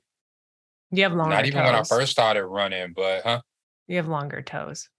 Oh yeah, no, I got toes. Yeah, you have toes. For real. I don't have any of that. I have like a quarter of the toe that you have. A quarter. Okay. I love it. But that's really interesting. I mean, what that's damn, like you got me really think. So like I was saying, I'm really getting into mobility. You feel me? Like, share what's going on. How's running going for you? So okay, like we had our time trial for the Sweet Project this last Tuesday night, and What it was was the like distance? So we had like a 10-minute warm up, then we did 10 minutes at like a 5 to 10K pace. I did not do that. I did it at what did I do it at? I did it at my tempo pace, which is But like you did the warm 8:22.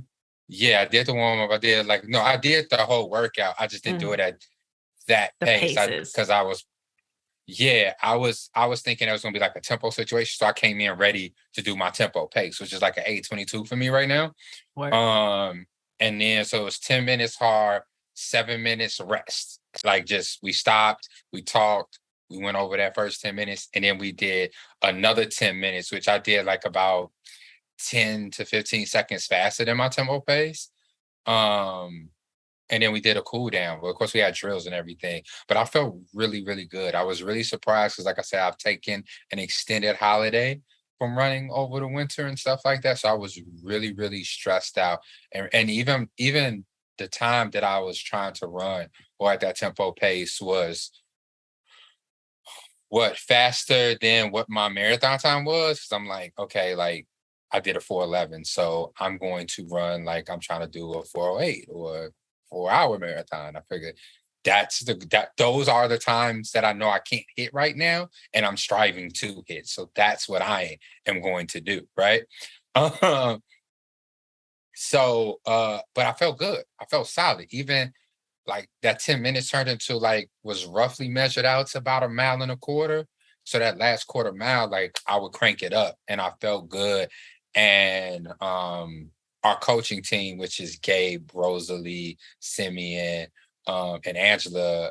Angela wasn't there for that for the time trial, but that's a the three that were there, coaching team. Beautiful. Like all three of these runners are like amazing.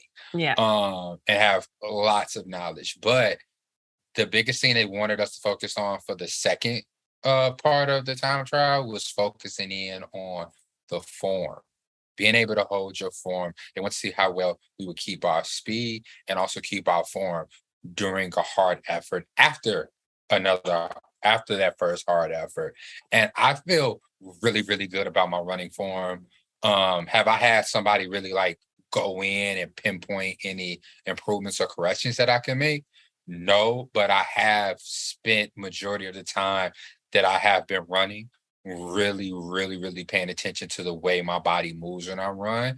And I feel really, really good about my form. And I feel really good about being able to keep my form consistent while being tired. It's a skill that I'm personally really proud of. Yeah, I love that. Yeah. Yeah. Because a lot of people start cocking their neck to the side, hunching their shoulders over, or putting their head back. And it's like, okay, you're cutting off your airway, which then cuts off oxygen to your muscles.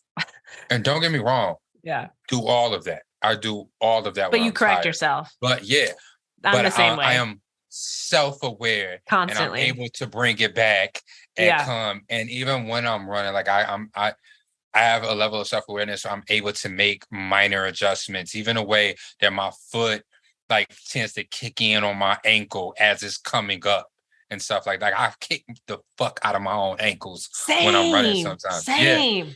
Right. Same. Oh my God. So even something minute is just remembering, bring that foot back in as you bringing it up to your butt, so you're not kicking your ankles and stuff like that. Which I feel like the wintertime and trail running is the best way to notice those things, because you got dirt marks all around your ankles. You're like, where the fuck is this from? From you kicking yourself. Yeah, right. It's ridiculous. So that was pretty smooth. This is for real, a training week, because then today I woke up at we woke up kind of late. It was like about 4:30, 4:45. That's wild. Forgot What to time did move you go the to alarms sleep? back. 11:30. That's wild.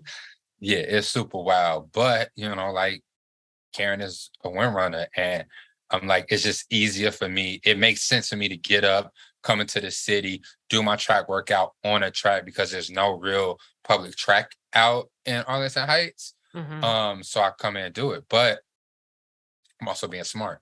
I'm not going right back into doing 200s, 400s, 800s and stuff like that. I just had a little fartlek situation planned out, did my 10-minute warm up, and then I did 45 minutes hard, 90 minutes, chill. And I did 10 seconds and I felt good, because once again, I was running at an aspirational pace, and it was really, really cool. And in fact, I didn't have any headphones, listening to my breathing, listening to my body. I feel really solid. Saturday, I'm hoping to do a good speed work, like another speed workout, a long run, see how that's feeling. But I will say that I feel like the strength training that I've been doing is really helping me to be strong, even though my conditioning might not be there right now. But also this fucking focus on mobility, like, has made my body feel so good. I'm doing mobility almost nightly. Like, we talking like 20 minutes maybe. I feel like that's what's might necessary. Yeah. Me and Karen chatting it up, doing the mobility, all of the hip stuff, got the foot exercises and shit. I did some Kier D'Amato workout last night for hip mobility and toe yoga, like you said, the big throw up, the rest of them down, which is like the mind muscle connection that you have to make to lift your arches for the arch raise is wild. Like, you can't just move your ankle. Like, your ankle supposed to stay still, but you got to lift your arches. Like, it's almost like you're trying to like grab something with the palm of your hand. Oh my God, I'm doing it right now. That's wild. That's like, to me, the feeling is similar to a Kegel. You know what I mean? Because you're just like, it's like, what the fuck? Yeah. Yeah, I thought it felt familiar. Like, I was like, what the fuck is that? Yeah. No, I went to the Kegel page. I thought it was something that you do. We talked about it. We had a whole podcast about it. Yes, we did. And then we called it marathon training and Kegels. Oh, fuck. We just keep talking about stuff on here. Oh, my God. How do y'all listen? Oh, this is... That's why I brought it up. I'm getting distracted. Inside joke. Right. That you didn't even realize. Didn't even realize. Listen, So you're lifting the arches of your feet. You're doing mobility nightly. Yeah, nightly. And I feel amazing. Like, my legs feel ready the next day. I say all that to say that, like, I feel like this is gonna be a beautiful fucking year running. Like, this is going to be a really, really, really good year for running. I think I decided on what my marathon race is gonna be. What's that? I think I did not I only applied for one world major, which was Berlin, and I did not get into it. Okay. But I got really actually, when is it? So, not the Boston Marathon, but the Pioneers in Boston have the 26-point true. Yep. So that's what you're doing? But now that I'm thinking, yes. Which is the day before the Boston Marathon. It's in spring though, right? Honestly, I'm still trying to figure out, since everything got rearranged during the pandemic. That's what's confusing. It's confusing. Right, like, LA Marathon last year was like fall or some shit, and then now it's like March. So. Okay, well, actually, let me not commit to that right now and got in front of God of everybody, because I was looking for a fall marathon, but no, it would be fall, because Boston is close to Chicago Marathon. I think it's like right after or before. Yeah. So that's what I would like to do, is the 26-point true. Go out there, run with Sid and them.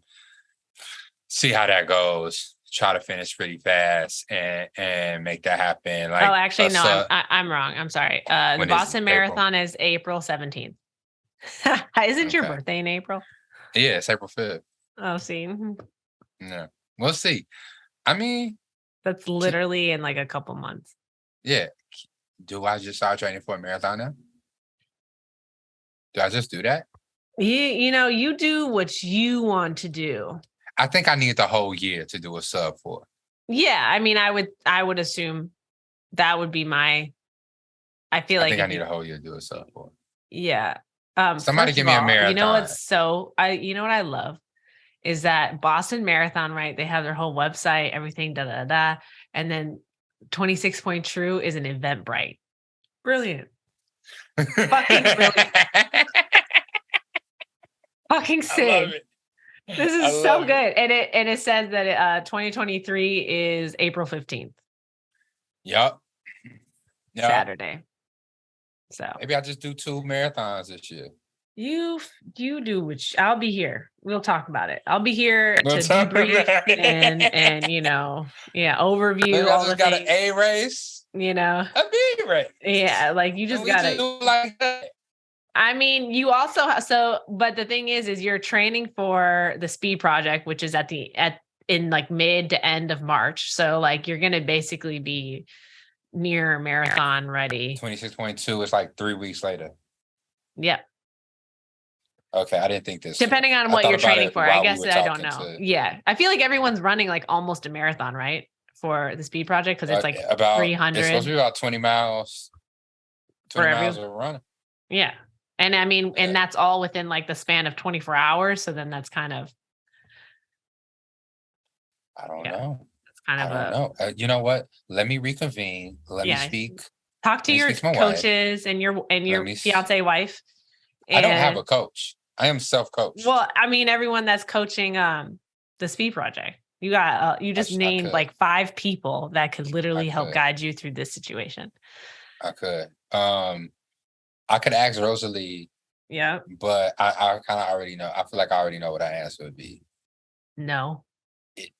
If you run, like, because also I haven't been running, she knows that. Like, she got tabs on everybody, so she was like, "It's that Strava." Yeah, that's what it is. Strava exposes everyone. Right. It's like you don't run, so I don't know if that's You're smart. not. You don't run. That's wild. That's wild. Rosalie is hilarious. Possibly. I'm gonna check in with her and see if I can get the green light from her. But I don't know. I feel really solid. This is fun. I'm back in, and here we are. I know a lot of people are starting their Shamrock Shuffle running, so I'm curious to see how that's gonna go for the Chicago. I'm really excited about Tortuga because I think they got like a whole training plan like ready to go for the Shamrock Shuffle. Yeah. Oh, lit. Yeah. So let's keep an eye out on that. We can talk about it.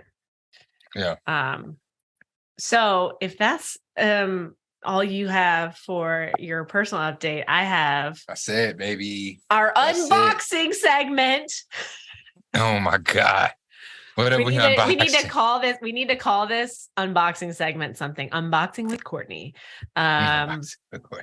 The Runners Club podcast. I don't know. Y'all DM us your ideas. So, okay. So our last podcast, we had a product review, and I will say Hyper Ice came up a lot, right? Because, I talked about the vibrating ball. We talked about the gun, which, I mean, what is the proper name for it? Because you came up with the technical name. The percussion gun? Yeah. Like what? That doesn't, it just makes me think of music. But vibration, I guess. And then they have, I also had like a rolling ball from them, all this stuff like that. And so yesterday I went to an event, a PR event, for the Core Power Yoga. And Core Power Yoga is coming out with a new class, like they're adding a new class to it. So I don't know if you've been to, like, they have their normal like yoga classes. They also have a heated class. They also have a strength class, like that. Their strength class is it's, what is it called? It's like oh shit, what is it called? They have a strength class, and it's like, it's intense. I don't know if it's heated. I can't even like remember really what, like, it's just like every time I do that, like it's always like a lot for me. Like I feel like they have yeah, and this is not an ad. I'm just trying to, they call it Yoga Sculpt. So they have like Core Power 1, Core Power 2, Yoga Sculpt. They also have like Hot Power Fusion, and then Core Restore, which is kind of more like restorative, like it says.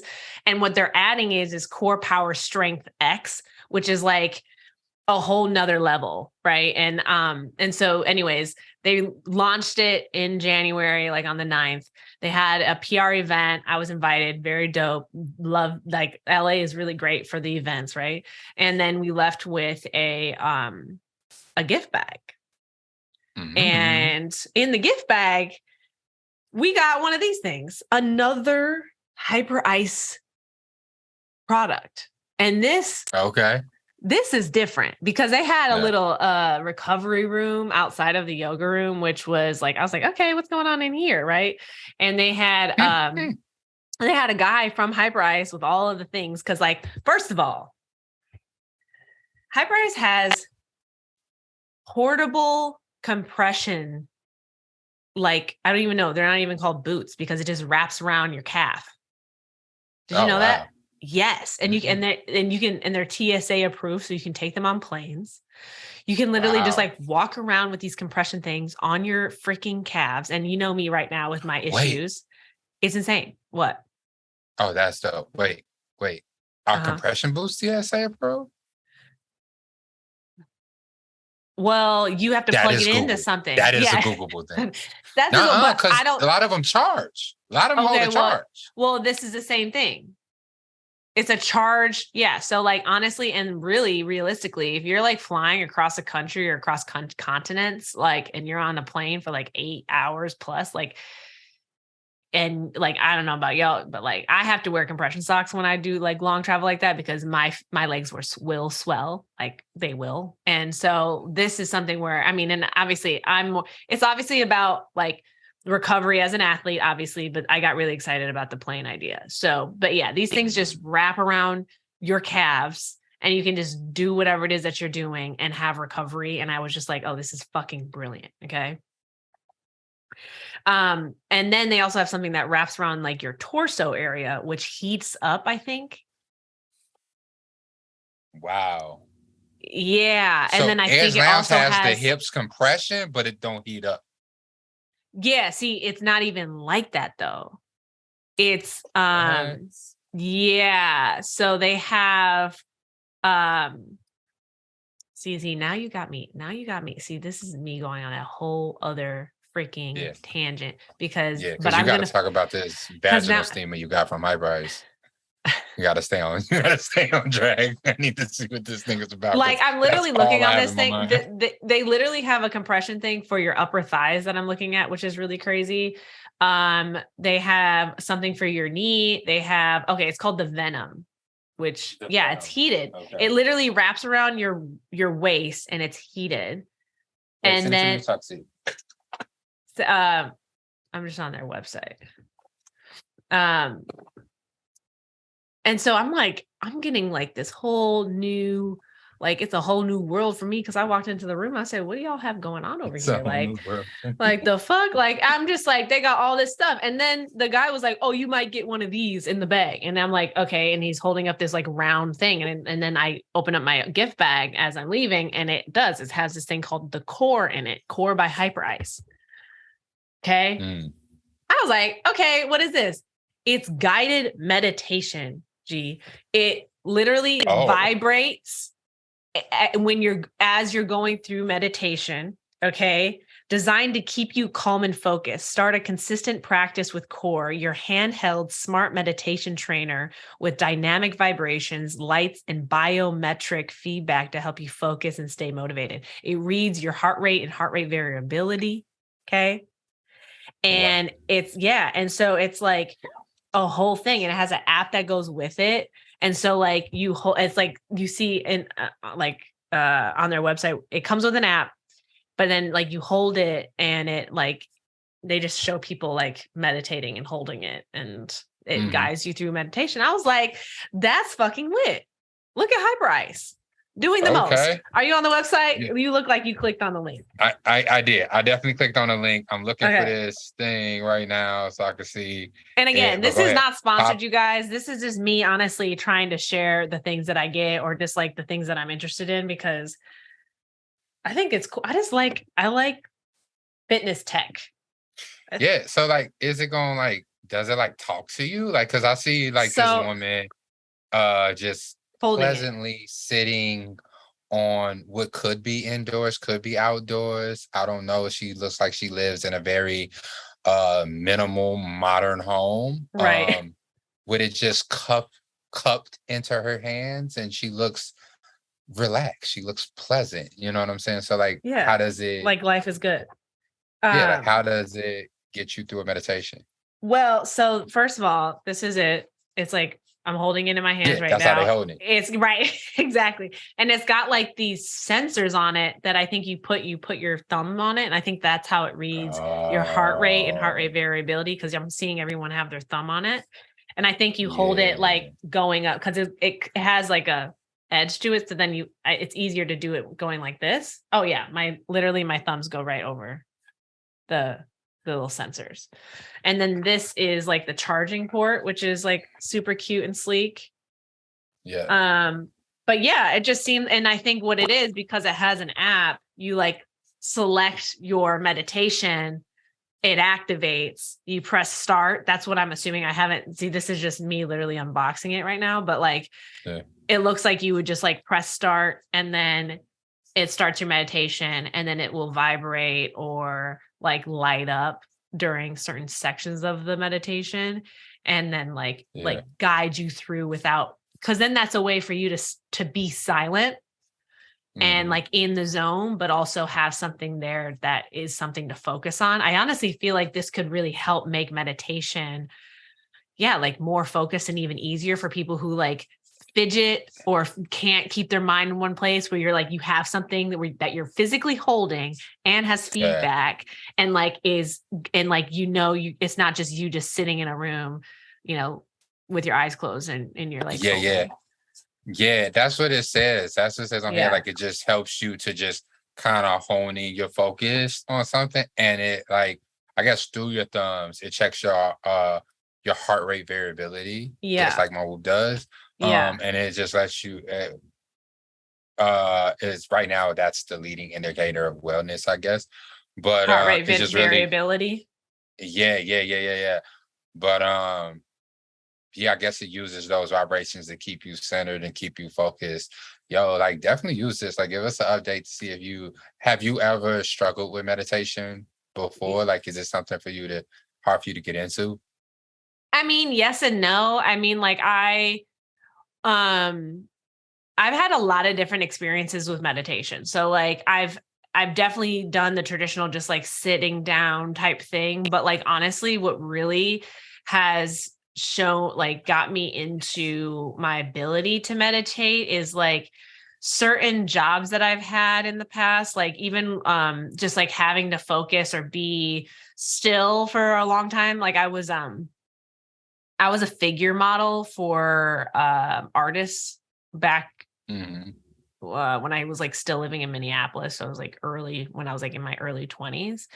And so like they would paint like portraits of me, like from my shoulders up. But then I also did the ones where you're like completely naked in a room full of like people who are drawing. And like, I would have to be still for like 20 minutes at a time and not move. And so like, I ended up meditating in those moments. And I also found that I was having like, I would also use those moments to like really like manifest certain things in my life, because I was like so exposed, but then yet so focused in these spurts of time, because I would do that not just for 20 minutes, but it would be like a class that's like an hour and a half. Right. So I would be like, it would be like 22 minutes on, 8 minutes off, 22 minutes on, 8 minutes off. And I would just do that. And it was like, it was either like an hour and a half, or I think it was like a 2-hour class. And like, it's obviously some people are going to listen to this and be like, what the fuck? But like, it was a really interesting time in my life. And I did it for like a year. And that was like where I really learned how to meditate. And then since then, I can sit and just kind of be silent. I definitely need to work at it a little bit to get to a point where I can be like, I don't think I have yet to make time to sit for 45 minutes a day. There are people who literally like, I sit for 45 minutes a day or an hour a day. And that is just like what I do because I wake up early and yada. And I'm like, that's long as hell. Yeah. But it's like, something you build up to. A lot of seconds. A lot of motherfucking seconds and minutes. Like, it's just like, oh, so imagine like waking up early and spending the first 30 to 45 minutes meditating. Like, yeah, that's wild. Or, just taking a break. Like, but that's kind of like where I want to get to if I can just create a space that is conducive to that. And that I can easily, because I feel sometimes that I'm like waking up the house by getting up early. But yeah, I think with meditation, this is going to be interesting to just kind of like incorporate it into my routine again. So I'll let you guys know how that goes. But the Strength X class was lit. Yeah. They require you to use heavy weights. Like they're like, don't do anything under 8 pounds. And like, specifically talking to the ladies. And it was like, but it's like, it's a strength. It is a strength class, like a proper strength class. It also was created by, this guy named Brandon. His name is Brandon Collinsworth. And he like, he was like talking about how he like primarily lives in Bali, I think, like, and he's a yogi, but he like does strength with like Nike athletes and stuff like that. And he's just like dope dude. And he like he was giving me the vibes. I had a conversation with him. I was like, you're freaking cool. Like he made me want to be like, I've always like I've always had underneath the surface kind of like this wanting to potentially be like a yoga instructor or just at least learn, like be just like how I'm technically a certified running coach, but I'm not training folks. I just have that knowledge. Like I would love to do the same with like yoga and like use it in a new, different way. And like, he really inspired me and makes me interested in doing something like that. But like, cause like, yeah, he's doing really dope stuff. And I think what he created with Core Power Yoga is like solid. Like, I think it's definitely like, I would recommend it. I would also do it more. Like I have ClassPass, like if I want a strength class, you can go to Core Power Yoga now, which is like cool. So that's fire. So you can, I can totally see you being a yoga instructor, by the way. I can totally see you doing that, leading like retreats in some tropical place. Okay. Where y'all like yoga and holding the core power in your hand. Like, but then I would be like, let's go for a run too. Yeah. Like, let's work on mobility together. Let's do this. Let's stretch. Let's breathe. Let's find our breath. But then like, let's run a couple miles. Does the podcast just create running retreats? Do we just do that? I'm down. Running retreat. I feel like this podcast theme was the business of running. Legit. I like it. If y'all are traveling, Normatec boots are TSA approved. You can put them in your carry-on. Way to look that up. Way to look that up. Honestly, though, and you cannot use them. See, this is. But you can. You don't have to put them in your check, and they end up lost or gone. Well, if it's in my carry-on and I'm on a long flight, I might pull them out, and you know what I mean. Like, well, that's why. And just wait till somebody say something. Why would they say something? Because that shit loud. It's fake loud. On a plane, it would be loud. Well, this is why I like these little shin wrap things with HyperIce, because you can literally, it's just the length of your calf. It's small enough. It's compact, and it didn't make any noise. Yeah, the full boots might be a little loud. Like somebody might a lot. feel like they're like, oh shit, I got something to complain about. Yeah, they'd be like, you would quickly find a photo of yourself on a Twitter thread talking about things I dislike on planes. Things that I did that passengers do that I cannot stand on planes. You'd be right there next to the guy with no socks on his feet, with his feet up on the motherfucking what is that, elbow rest. Yup. 2,000%. In your space. 2,000%.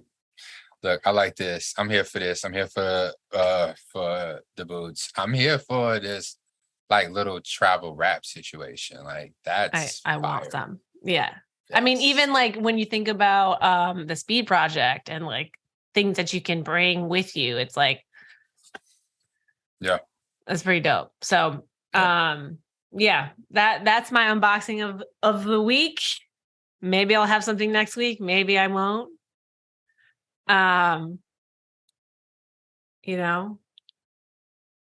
Let's go. Y'all, listen. I mean, I have nothing else to offer our audience right now. I'm actually going to put my boots on and chill. And actually, I got my first booking because like I have recovery boots here at the store. And somebody just booked the first appointment to use them. They'll be coming in on Saturday to do a 30-minute session in the recovery boots that I have here at the store. Phenomenal. It's like $15. Bam. If you need a place on the south side to come and get some compression, come on. We got the Normal Tech. We got the I forget the other company joints that I have, but we got boots for all like lengths of legs. And I got my zero gravity chairs coming in, so you can come in, lean back, keep your feet up, and get some recovery, because I know we're running into training season. So come on down to Last Lap, visit lastlapcornerstore.co and book you a session. All right. Well, and with that being said, again, follow, like, subscribe. Not just us, but also our guests today, because I mean, the conversation was so good. I want to just say that we love you. Yes, we do. Yes, we do. We appreciate y'all. I didn't know where I was going with that, but that's what came to mind. So much. Because it's true. It's real. I feel it. Yeah. And I hope, like, too, it's like, you're a runner. You don't have to be training for nothing. You could just be popping up, running with the run clubs, enjoying life. But just remember to move your body. And with that, have a good rest of your week. If you're doing a long run, fantastic. If not, all good. Stay warm out there. Get in some recovery. And we'll see you next time. Peace.